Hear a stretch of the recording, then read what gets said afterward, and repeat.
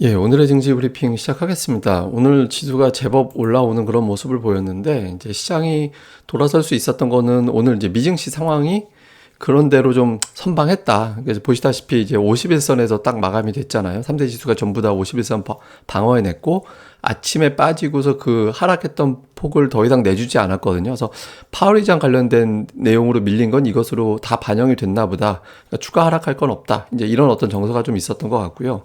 또 하나는 이제 금리도 사실 오늘 금리 올라가고 유가가 올라가고 하면서 좀 불안함이 없지는 않았는데, 이것만 놓고 보면 금리 올라갔다라는 건 신흥시장에는 상당히 부담이 될 수 있거든요. 실제로 이제 미국의 2년물 금리가 장중에 3.48%까지 올라갔었는데, 이게 한 달 전에 2.88이었어요. 그러니까 굉장히 많이 올라간 거죠. 그렇게 올라가서 이제 불안함을 주긴 했는데, 피크 때 대비 보시면 이게 이제 30분 차트인데 빠졌잖아요. 고점 대비 빠지면서 어쩌면 금리도 정점을 쳤을지도 모르겠다. 그래서 3.48%에서 3.42%대로 이제 밀려 내려오면서 증시는 저점을 치고 금리는 고점을 치지 않았을까? 이런 어떤 기대감에 일단 한번 많이 빠졌으니 매수하고 보자. 그러니까 이런 인식이 있었던 것 같고요.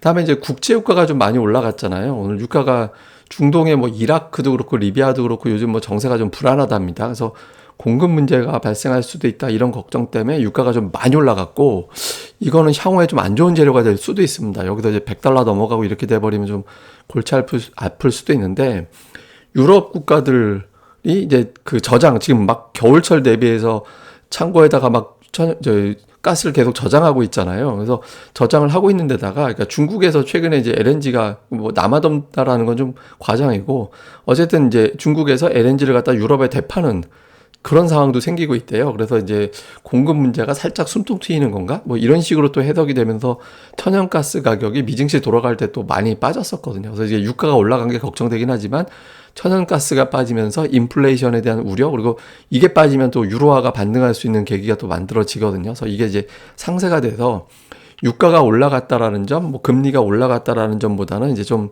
대부분의 재료는 좀 정점을 쳤을지도 모르겠다라는 기대감, 이게 이제 시장을 좀 올리는 데 역할을 했던 것 같습니다. 그 다음에 또 하나는, 이건 제가 조금 이따 또 한번 설명을 드릴 건데, 현대로템이 오늘 5일선 깨고 내려갔죠. 근데 이거 뭐 완전히 뭐 무너졌다 이런 차트 느낌은 당연히 아닙니다. 근데 거래대금이 계속 줄고 있잖아요. 지난주에 하루에 1조 원의 거래대금이 나왔고, 그 다음날 연이어서 거의 4천억 정도 거래대금이 나왔는데 이게 줄고 있거든요. 제가 이제 말씀드린 게, 현대로템 기준으로 이게 2천억 원 이내로 들어오면 코스닥 쪽 종목이 좀 편안하게 움직일 수도 있다라고 말씀을 드렸잖아요. 그래서 거래대금이 줄면서 여기에 대한 집중도가 완화가 되고, 이게 이제 코스닥으로 분산이 되면서 올라갈 수 있는 힘을 만들어줬던 것 같습니다. 그다음에 수급은 외국인들이 7월 14일 이후에 처음으로 이틀 연속 매도했거든요. 근데 매도가 크지 않았습니다. 그러니까 10시 50분까지 매도했다가 10시 50분 이후에는 이제 매도를 줄여서 이제 뭐 매도가 크지 않았고, 특히 코스닥은 외국인들이 지금 올해 들어서 가장 큰 올해 매수가 두 번밖에 없었고, 올해 그나마 300억밖에 안 됐었는데 지금 2,600억 순매수가 들어왔거든요. 기관이 뭐 그 이상 팔았기 때문에 코스닥에 뭐 힘을 쓰긴 쉽지는 않았지만, 어쨌든 외국인들이 계속 매수하고 있고, 기관들도 최근에 코스닥을 지난주 이후에는 좀 매수하는 날이 늘어났어요.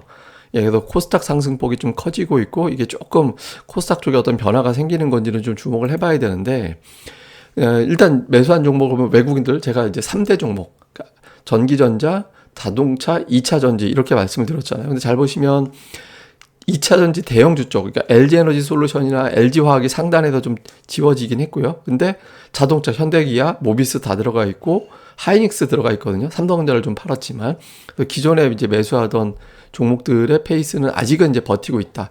이게 좀 보여지고, 코스닥 쪽에서는 이게 특징적으로 어떤 업종을 담는다라는 느낌은 없는데, 또 어쨌든 대주전자재료, 그다음에 나노신소재, 그러니까 좀 비슷한 성향의 종목이 좀 들어가 있죠. 그다음에 이제 뭐 BH라든가 뭐 아비코전자 이렇게 해서 최근에 실적 좋다라고 평가되는 종목들에 대한 매수가 들어가 있고, 근데 업종 쪽보다는 이제 골라 담는 느낌이었고, 기관 같은 경우는 LNF 열심히 이제 담았고, 뭐 CGN, 뭐 HLB 뭐 이런 종목 담았는데, 조선기자재, 그러니까 태광이나 성광밴드 이런 거 이제 담은 게 있고, 그 외에는 사실 이렇게 업종별로 특징이 있다 이렇게 보기는 어렵습니다. 그러니까 업종 내에서 골라 담기에 주력한 것 같은데, 제가 오늘 좀 보여드리고 싶은 건 뭐냐면, 이 BH 차트거든요. 한 달 가까이 빠졌다가 하루에 이 하락폭을 다 뒤집어 버리잖아요. 근데 이거 잘 보시면, 기관이 6개월 동안 360만 주 매수를 누적했었어요. 그리고 이거는 이제 SL이라는 종목의 차트인데, 이것도 보시면 6개월 동안 130만 주 정도 매수가 누적이 돼 있거든요. 이건 제가 뭐 TV 출연해서 언급을 드린 종목이기 때문에 뭐 제가 이제 종목명을 말씀을 드리는 건데, 제가 이제 늘 뭐 수급이 되고 실적이 되는 종목들을 보시라고 말씀드리잖아요. 그러니까 이런 식으로 매수는 쌓여 있는데 주가는 조금 좀 주춤했던 종목들 한번 잘 찾아보시면 좀 흐름이 좀 괜찮을 수도 있습니다. 그래서 매수가 많이 누적된 종목들 계속 좀 보시는 게 좋을 것 같아요. 어쨌든 이후의 포인트는 지금 유가와 금리에는 오늘 올라갔는데도 불구하고 우리 증시가 올라가서 저거 이제 끝났다? 절대 안 그렇습니다. 이후에 금리 또 올라가고 유가 또 올라가면 시장이 확 빠질 수도 있어요. 여전히 관심은 유가와 금리다. 이거 보셔야 되고요. 다음에 이제 미국 증시가 오늘은 51선에서 버텼는데 이게 깨고 내려가면 내일 우리 증시가 의외로 되게 크게 빠질 수도 있거든요. 그래서 51선 부근에서 미국이 좀 버텨주는 흐름이 나와야 되고, 그 중심에 이제 새로운 아이폰 등장을 앞두고 있는 애플, 액면 분할 이후에 시세를 못 내고 있는 테슬라, 이런 것들이 좀 움직여주는지. 그 다음에 이제 외국인들이 어쨌든 2개월 연속 매수하고 있는데, 대신 처음으로 7월 14일 이후 연속 매도를 했거든요. 근데 내일 매도가 커진다든가 이래버리면 매수가 끝났나 보다 이렇게 해석될 수 있어서 매수로 다시 전환하는 그런 움직임이 나와야겠습니다. 그리고 오늘 뭐 특징은 자동차, 철강, 2차 전지인데 사실 상승 종목이 많았기 때문에 이건 뭐 특징주로 제가 설명드릴 사안은 아닌 것 같습니다. 그리고 사실 방송을 두 개로 쪼개서 하려다가 제가 이제 그냥 한번 빠르게 한번 말씀드리겠는데, 주도주 교체라고 제가 물음표 친 게 뭐냐면 종목들 한번 보세요. 양봉이 4개가 나왔습니다. 연이어서는 아니지만 양봉이 하나, 둘, 세 개, 4개 나오고 이제 밀렸잖아요. 이 종목도 하나, 둘, 세 개 나오고 그 다음부터 하락으로 돌아섰고, 양봉이 하나, 둘 쉬고 셋, 하나 쉬고 넷, 4개 나오고 쉬고 이런 흐름이 나왔거든요. 이게 시젠, 컴투스 홀딩스, SM 이 종목들의 월봉입니다. 그러니까 보통 양봉이 세게 4개가 나오면 주가가 좀 올라가는데 쉬었다 가더라도 조금 버거워해요. 근데 예외적인 경우도 없진 않습니다. 이게 LNF인데, LNF도 보시면 양봉 4개 나오고 쉬었잖아요.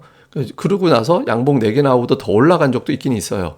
이게 반드시 절대적인 건 아니긴 합니다. 근데 일반적으로는 양봉 4개가 월봉에서 연이어서 좀 세게 나오면 그 다음 달에는 좀 쉬어가는 경향이 있거든요. 제가 이게 뭐냐면 현대로템이에요.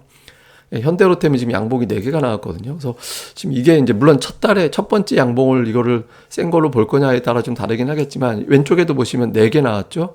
여기도 이제 4개 나오고 그 다음에 좀 주춤거리는 움직임이 있었죠. 그래서 조금 4개 정도 나오면 그 다음 달이 됐든 그 다음 달이 됐든 조금 상승세가 좀 둔해지는 그런 경향이 있거든요. 물론 여기서 더 올라갈 수도 있어요. 세니까. 근데 이제 일단은 좀 거래 집중도가 줄어들 가능성이 있기 때문에, 이걸 제가 보여드리는 건 현대로템이 빠진다는 의미가 아닙니다. 이건 제가 빠질지 안 빠질지는 몰라요. 이제 재료가 세니까 뭐 나중에 더 올라가겠죠. 근데 어쨌든 중요한 건 뭐냐면 여기에 집중됐던 자금이 다른 쪽으로 분산될 가능성이 있기 때문에 이후에 거래량이 증가되는 종목군들, 매일 거래량 급증 업종, 급증 종목이 뭔지 이거 좀 지금부터는 좀 집중적으로 8월, 9월 초까지 좀 살펴보시는 게, 9월에 주도주가 좀 바뀔 수 있거든요. 그래서 집중적으로 지금부터는 좀 관찰해 보시는 게 좋을 것 같습니다.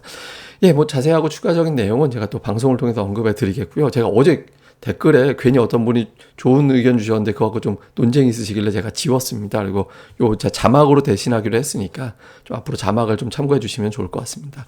예, 그럼 감사합니다. 저는 또 다음에 뵙겠습니다. 그리고 방송 구독하기 좀 꼭 좀 부탁드립니다. 감사합니다.